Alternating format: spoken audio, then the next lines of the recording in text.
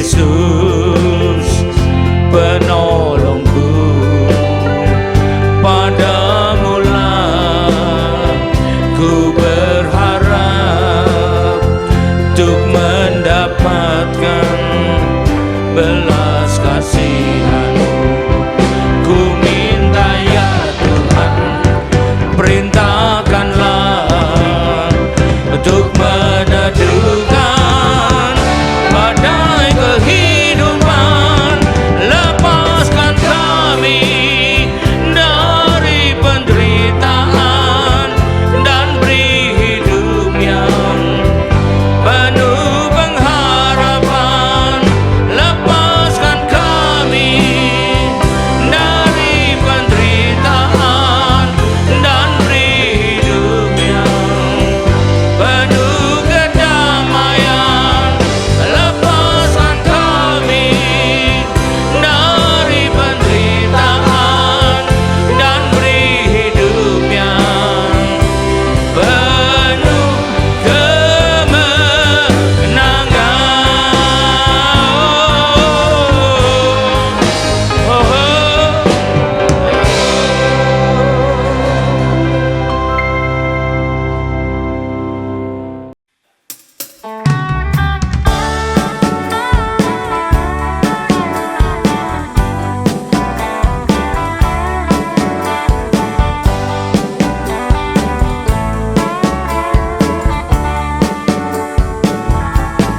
Oh Tuhan, betapa ku merindukan untuk selalu menyenangkan hati-Mu.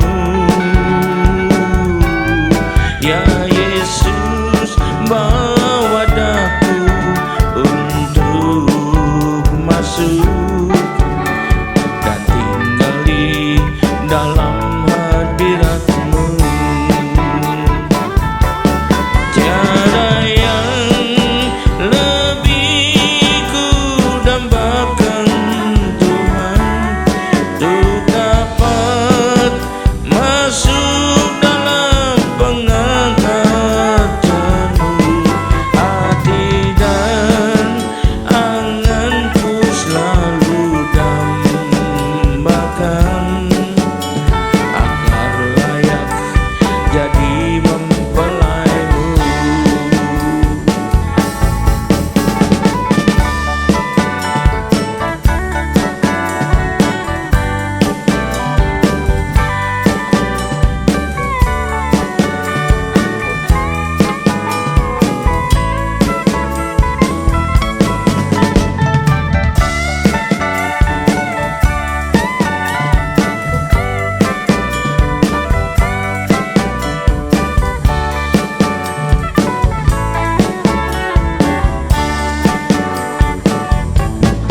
Oh Tuhan, betapa ku merindukan untuk selalu menyenangkan hati-Mu.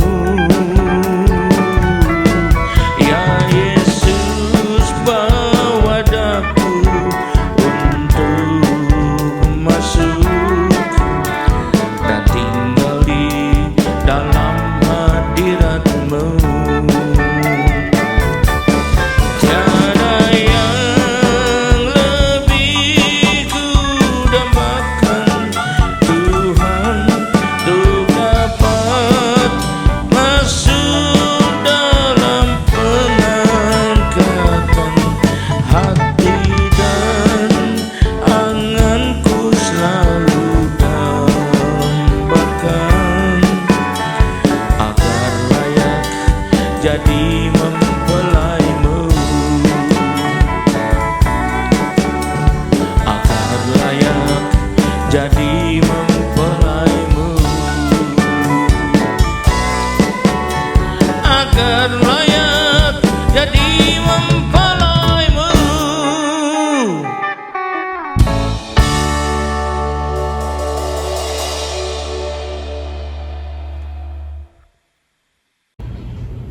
Shalom.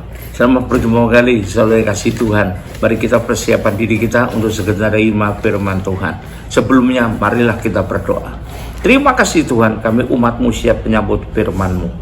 Urapilah kami semua, dan urapilah hamba-Mu ini yang akan menyampaikan firman, agar tak kembali dengan sia-sia, tapi boleh tumbuh dalam hidup kami, dan menghasilkan buah yang baik dan berlipat ganda, sampai 30 kali, 60 kali, bahkan 100 kali ganda. Dan berikan pada kami semua urapan khusus daripada-Mu, yaitu urapan khusus roh hikmat dan wahyu, agar terbukalah pikiran kami, sehingga kami boleh menangkap dan mengerti maksud dan isi firman-Mu ini dengan baik, dengan tepat, dan dengan benar.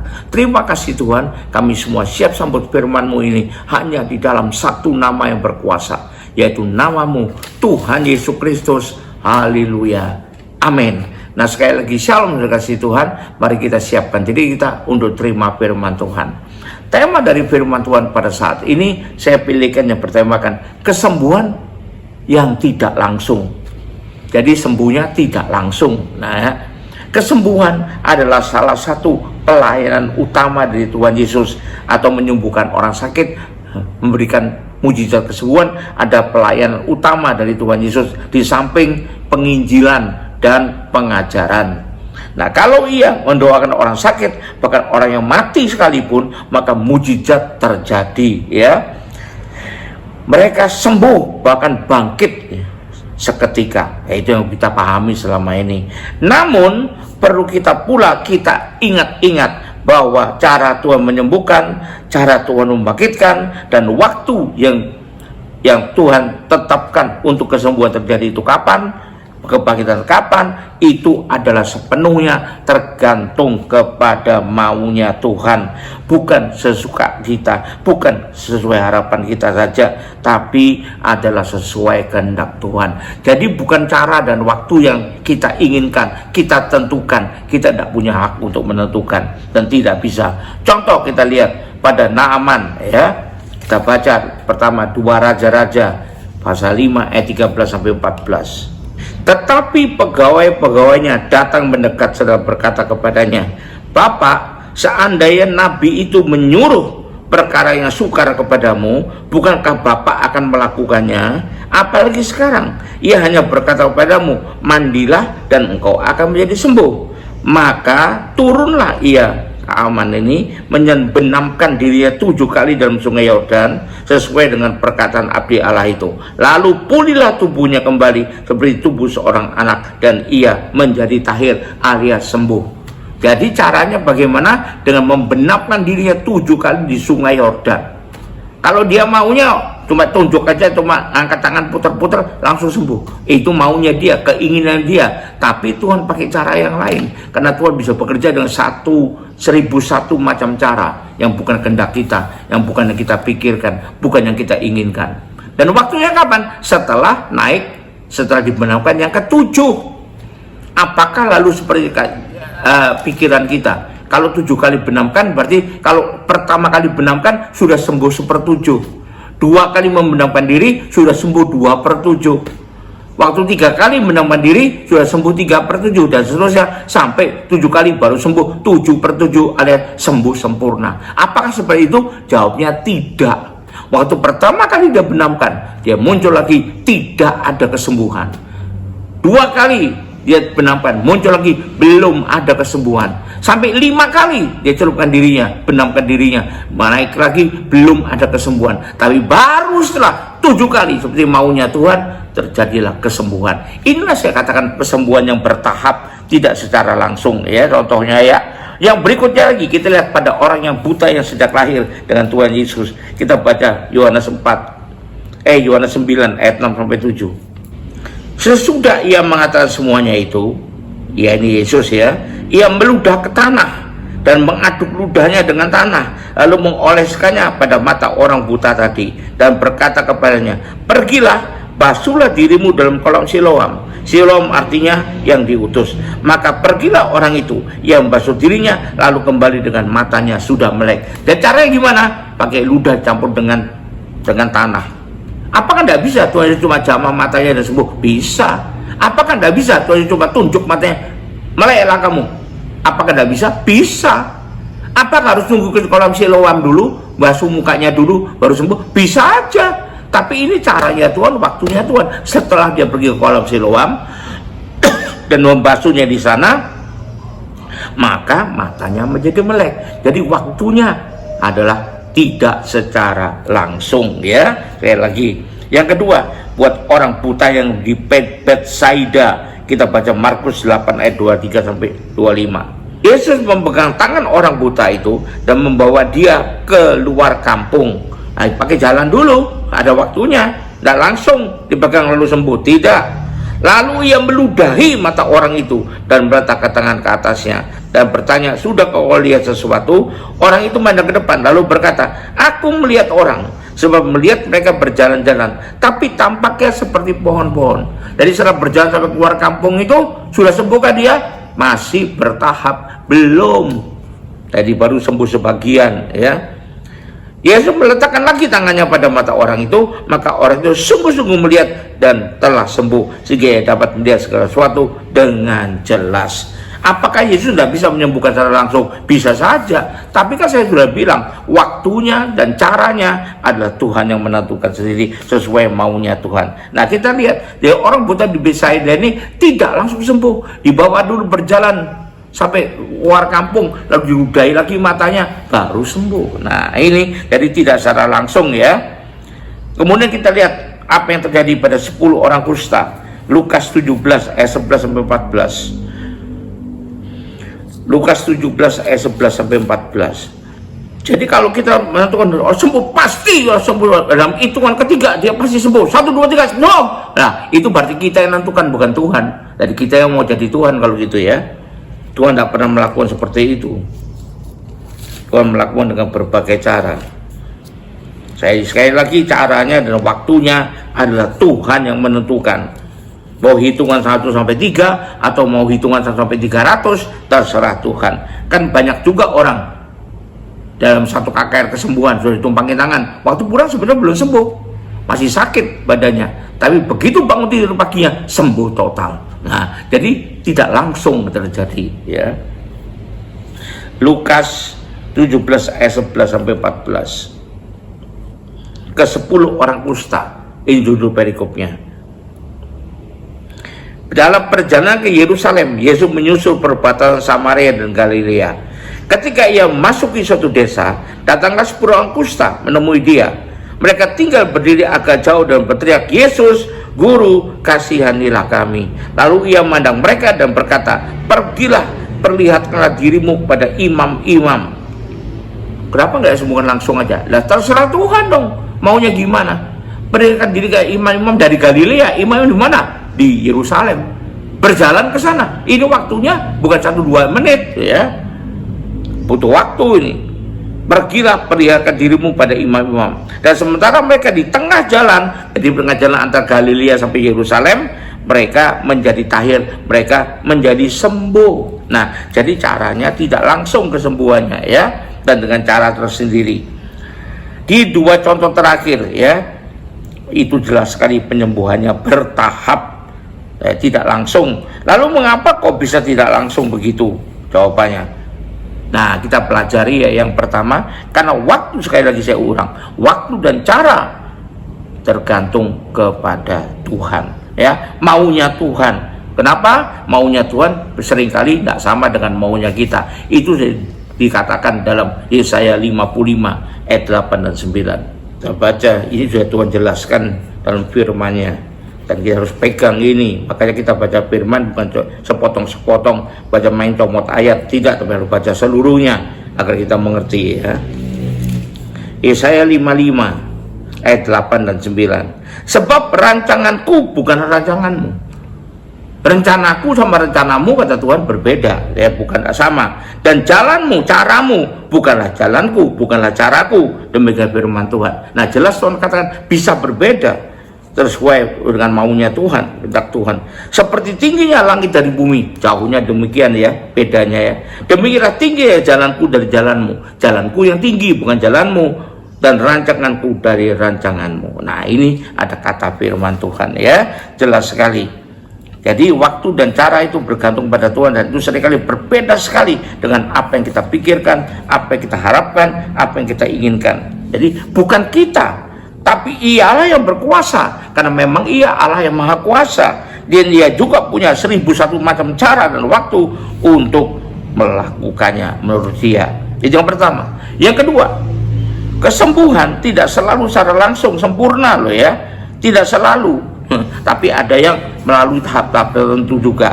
Kita baca pertama Titus 1 ayat 3. Jadi dalam segala hal ada waktu yang dikehendaki Tuhan. Telah menyatakan firman-Nya dalam pemberitaan Injil yang telah dipercayakan kepadaku sesuai dengan perintah Allah juru selamat kita. Di sini tentang pemberitaan Injil ya, tapi pada waktu yang ditentukannya ya. Lalu kedua kita baca di Efesus 4 ayat 24. Dan mengenakan manusia baru yang telah diciptakan menurut kehendak Allah di dalam kebenaran dan kekudusan sungguhnya, menurut kehendak Allah, baik waktunya, baik caranya ya. Jadi segala sesuatu menurut kehendak Allah. Lalu kita baca lagi Kisah Rasul 21 ayat 14. Karena Ia tidak mau menerima nasihat kami menyerah dan berkata, jadilah kehendak Tuhan. Jadi kehendak Tuhan jadi pada kita ya, bukan kita yang mengendalikan Tuhan. Lalu kita baca lagi yang terakhir untuk poin ini, 1 Tesalonika 2 ayat 12. 1 Tesalonika 2 ayat ke-12. Supaya dihukum semua orang tidak percaya akan kebenaran. 1 Tesalonika 2, salah ya. Itu 2 Tesalonika itu. 1 Tesalonika pasal 2 ayat ke-12. Dan meminta dekat sangat supaya kamu hidup sesuai dengan kehendak Allah, sesuai kehendak Allah yang manggil kamu dalam kerajaan dan kemuliaannya. Jadi segala sesuatu itulah menurut kehendaknya, bukan menurut kehendak kita dan kita kendalikan dia supaya dia nuruti kehendak kita. Bukan, karena yang jadi Tuhan bukan kita, tapi seberapapun baiknya kita, tak bisa kita mengambil alih posisi Tuhan ya. Itu kita harus tahu dengan baik, karena Allah tahu yang terbaik buat kita. Kita bukan yang maha tahu, sehingga segala sesuatu yang dia kerjakannya yang menurut kehendaknya itu adalah juga yang terbaik tentunya. Lagu mengatakan waktu Tuhan adalah waktu yang terbaik. Nah ini lagu mengatakan demikian. Ini pengakuan bahwa waktu yang Tuhan tentukan, apakah itu sekian hari, apakah sekian jam, itu ada yang terbaik ya. Kita baca lagi di Mazmur 119 ayat 68. Engkau baik dan berbuat baik, ajarkanlah ketetapan-ketetapanmu kepadaku. Jadi yang terbaik ya. Jangan langsung kecewa jika misalnya belum sempurna terjadi dengan sempurna kesembuhan itu, tapi tetaplah bersyukur. Dalam proses menjadi kesembuhan itu sempurna, tetaplah bersyukur dan percaya bahwa mujizat itu sudah dimulai dan akan berakhir dengan sempurna. Jadi loh kok belum juga, wah ini berarti tidak, wah lalu mulai sakit lagi kita karena kita kehilangan iman ya. Itu yang kedua. Yang ketiga, dalam kesembuhan yang secara bertahap ini perlu kesetiaan dan rasa bersyukur ya. Perlu tetap setia kepada Tuhan dan perlu terus ada rasa bersyukur walaupun belum sempurna kesembuhannya ya. Kita baca di Ibrani 11 ayat 11. Karena iman ia juga dan Sarah beroleh kekuatan untuk menurunkan anak cucu walaupun usianya sudah lewat. Jadi waktunya itu ada waktu Tuhan, karena ia menganggap dia memberikan janji itu setia. Nah, kalau Tuhan setia, kita harus juga setia dan tetap bersyukur ya. Kita baca lagi Roma 3 ayat 3. Jadi bagaimana jika mereka ada yang tidak setia? Dapatkah ketidaksetiaan itu membatalkan kesetiaan Allah? Allah selalu setia, makanya kita juga harus selalu setia kepadanya ya. Kita lihat lagi terakhir untuk poin ini di Wahyu 2 ayat 10. Jangan takut terhadap apa yang harus kau derita. Sesungguhnya iblis akan melemparkan beberapa orang dari antaramu ke dalam penjara supaya kamu cobai dan kamu akan berkesusahan selama 10 hari. Hendaklah engkau setia sampai mati, sampai akhir, dan aku akan mengaruniakan kepadamu mahkota kehidupan. Jadi perlu sekali kita punya kesetiaan dan juga rasa bersyukur. Nah inilah yang membuktikan tentang iman kita. Dan Tuhan mengatakan mujizat terjadi kalau kamu beriman ya.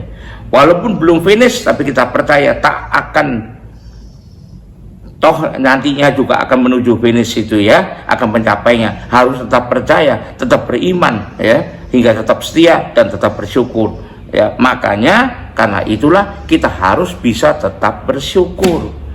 Yang keempat poinnya, Kesembuhan dari Tuhan itu sempurna. Jangan dianggap kesembuhan cuma separuh. Sempurna, ya. Tuhan bekerja dengan sempurna. Kita baca Ibrani 12 ayat 2. Marilah kita melakukannya dengan mata yang tertuju kepada Yesus, yang memimpin kita dalam iman, yang bawa iman kita itu kepada kesempurnaan, yang dengan mengabaikan kehinaan tekun memikul salib ganti sukacita yang disediakan bagi kita yang sekarang duduk di sebelah kanan tahta Allah, ya. Yesus sempurna, jadi apa yang dikerjakan juga sempurna. Berikutnya kita baca Yakobus 1 ayat 17. Setiap pemberian yang baik dan setiap anugerah yang sempurna datangnya dari atas. Jadi kalau dari atas pasti sempurna, diturunkan dari Bapa segala terang, padanya tidak ada perubahan atau bayangan karena pertukaran. Nah ini ya, untuk poin ini saya kira cukup segitu saja. Maka kita harus menyimpulkan dengan baik, ya, bahwa kalaupun terjadi kesembuhan secara tidak langsung sembuh, tapi secara bertahap. Yang pertama, kita bagaimana menyikapinya. Kita punya keyakinan bahwa segala waktu dan cara itu tergantung kepada Tuhan. Tetapi juga kesembuhan bertahap itu pada akhirnya akan sempurna juga kesembuhannya itu. Lalu yang berikutnya, kita harus tetap setia dan bersyukur kepadanya. Dan kemudian kepercayaan kita, kesembuhan tidak selalu secara langsung, ya, tapi tetap menuju kepada kesempurnaan karena Tuhan bekerja secara sempurna. Haleluya, puji Tuhan. Mari kita akhiri ibadah ini dengan terima berkat dari Tuhan. Angkat dua tanganmu dan terima berkat Tuhan.